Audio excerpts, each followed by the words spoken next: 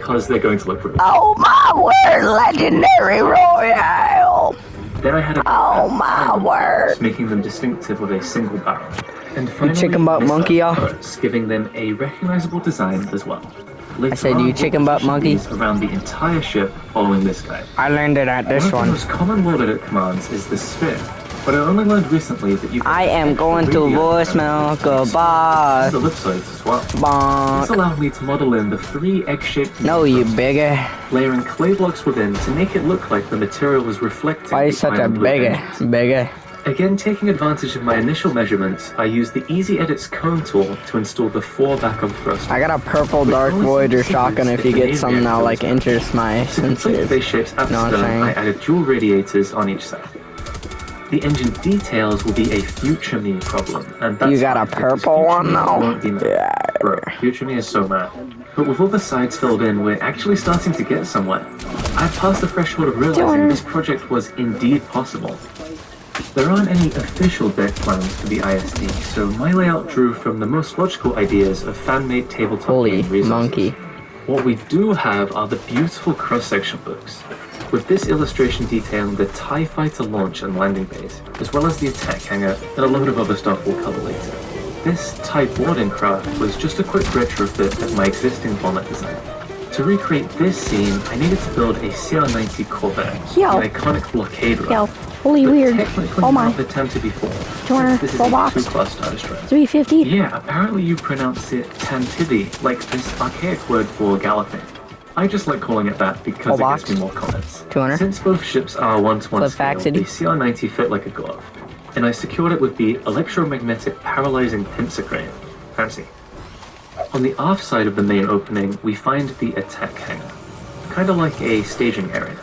First up, we need a Sentinel-class landing craft, which I designed with seating for 54 troops, plus storage for a very techy Imperial student. Please feel free to copy these. I plopped some of these down alongside the Gazanti class we saw earlier. They just needed new landing gear, and behind them a rack of TIE interceptors. Since my last project was the Scarif diorama, I had TIE Reapers ready and waiting, and I thought it would be cool to design the Imperial patrol craft that pops up a lot in the Rebels and Ahsoka shows. Yeah, looking good. Still a lot of rooms to add, though. To complete the official complement quotas, I extended the hangar backwards for a ship storage and maintenance area. These ladders allow TIE Interceptor pilots to enter their crafts. And this is a very canon Imperial cherry picker. Then these hydraulic lifts allow movement that head, to boy. a ground vehicle storage area, Peek it. which I fleshed out with ATST Peek them warp cheeks. corridors, as well as a lovely open area for speed bikes. Now, one vehicle that's obviously missing is the iconic AT-80 Orca. Bonk. And that's for a good reason. 200. It simply doesn't fit. And interestingly, I wasn't the only person to have this issue. This user was working on an animation You want this project and purple Dark encountered Voyager? similar. His solution was a rail system. I'm just gonna into the throw it main away opening. like trash, So like I'm it is. opting for carrying them externally. Gazantis have hyperdrives, and we can assume they operate out of the much larger Super Star Destroyer hangars, so all is well. A quick junction and staircase leads to the hangar control room, which is useful sightlines across the main opening. The most important design in here is the rounded Imperial workstation, and I'll be using it a fair bit Jake. throughout the interior. Don't worry about the blockade runner going missing, we'll find her again later. To make sense of the TIE fighters being on Rex, I had to install a rail system that connected the landing bays to the launch bays. And it had to be a loop Jake, system the to crank. avoid congestion. A lot of Give the me a sec. interior planning was essentially a game of problem solving. How do I'm the planets lagging get in like and out? crazy right now. Ladders and a hole in the ceiling. Where does that lead to? Preparation areas linked to the main corridors. Where do TIE fighters get repaired and refueled? A parallel track with a dedicated room. How do crew get there? This elevator. How Yeah, do the I don't TIE know sit why around? it keeps All doing these the, like, other things. doesn't give This kind of mythics and thinking those. made That was the whole fun ordeal part, enjoyable, basically. and that was a major They just contributor ruined to that. all of this incredible progress. Let's hop back to the exterior. I started off with detailing the ship's neck. The angle of this back face reminded me of the one on my acclimator. Basically, it will be a bit tricky to detail, but not impossible. Below the bridge, I added what I'm calling my favorite set of greebles across the whole ship. It's just a shame that it's in constant shade down here. Above the engines, I continued detailing, working my way up to an opening that was used to dump waste material. After finishing up the larger sloping face, I added windows to the garbage area's doors and connected them to an interior trash compactor. You would not want to get stuck in here. Extending the room backwards, I installed hydraulic presses, incinerators with conveyor belts, and recycling stations for all of the ship's waste management requirements. Next up were the hull trench indents. There's a big one and a small one, and they both help to break up the straight line along the edge. Crank this kid just The like problem with my doing main reference was that the details were way too itty-bitty, for lack of a better term. Therefore, I switched to this model made by Heattaker, which was less accurate scale-wise, but provided amazing inspiration for the Greebling. And so began the most unemployed series of tasks I have ever undertaken, using the ideas from the 3D model to decorate these fins, and breaking up the straight edge even further with smaller scale indents and outdents. He just aimbotted him. But I didn't stop there. Oh dear. In fact, that was just the first few hours of my Turn off the Zen, bro. Greebling spree. And looking back, I honestly don't know how I did all of this without going insane. Clearly, it was invaluable to have such a strong reference, because translating existing forms into a new medium takes far less creative energy than inventing convincing details for an entire Star Destroyer. That's right, I do think Minecraft is fun. If you're on the fence about it, I'm sure this finished project will convince you. Another advantage I had was that the more levels I built, the larger my Greeble arsenal became. That's not a brand new sentence. Still, no two sections of the whole trench look the same, and at some point I retouched the bow to simplify the shaping there. Okay, excellent. I'm never getting that time back. It would be a shame if I had to do all of that again. The late Colin Cantwell. Cantwell built up the earliest concepts of what became the most iconic ships in Star Wars. His early Star Destroyer design was actually adapted into the Cantwell class Aristocratism in his mind. He established their layered, mechanical, and believable surfaces, and this visual style was cemented into physical models through Greebling. In the 70s and 80s, it was a pretty novel process, taking waste plastic parts and recycling them to assemble pipes, vents, sensors, supports, lights, and so on. Such intricate details also help to sell the apparent scale. At the mare, I'll take them myself. Actually only a few feet long. This forward component houses the ship's target. Oh my word, Beckett, you're cheating. To Star Wars Squadron. Initially, I made it a bit too wide, but I fixed that up afterwards. This little fan detail utilizes dragon heads for diagonal blades, which I thought was pretty neat. The final section was the stern-facing area, and I somehow managed to do it all in one sitting. Check out this before and after. Now you can visit any of these walls. They look like they do something. I'm most proud of the fact that every section is I see one right here, I'll just take that one. To me, that makes it realistic.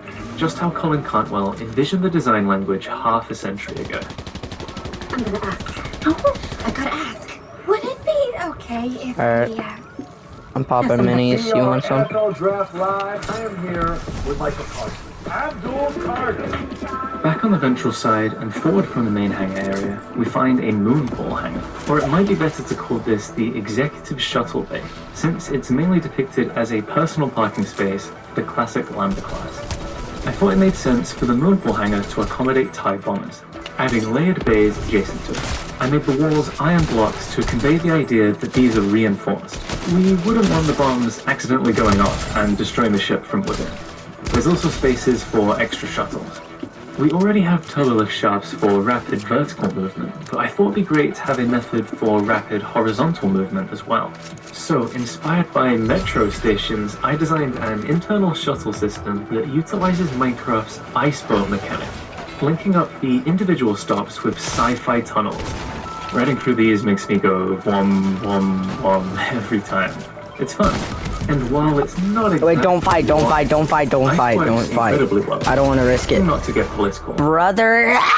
There were a few minor sections that needed finishing on the exterior. Just because he tuner pumped me, I was worried you were gonna die, because, you know... detailing the sides of the neck, as well as that tricky angle space. I think we're... No, you know, just no reason. So I won't linger. Remember that turret guide? It was time to position the various missile, turbo laser, and ion weaponry around it. While these do stand out quite noticeably at the moment, I didn't really consider that a bad thing, especially since the hull itself wasn't textured yet. The guide also had positions for the whole trench, which was excellent for providing more depth. To To spruce Let up me grab the thrusters, shotgun, I added please, a layered Pete. glass I flat need effect this. to better match the vinyl blue color, as well as diagonal lines smoothed using levers. I tried to add more lines at weird angles, but Need that that did OXR not rifle work. flip. I guess I found the limit of my abilities here. The entire engine section needed to be covered in pipes and other shenanigans. Luckily, I only needed to build 1/4 and then the rest could be mirrored around. Let's just push a bunch of Megalophobia, people. Anyone? Another bare section was in the corners of the hull trench. Then I bordered the hull with polished andesite before adding bracket details to the stern edges, followed by window lights to the forward protrusions. Wow, this is actually coming cracked. together.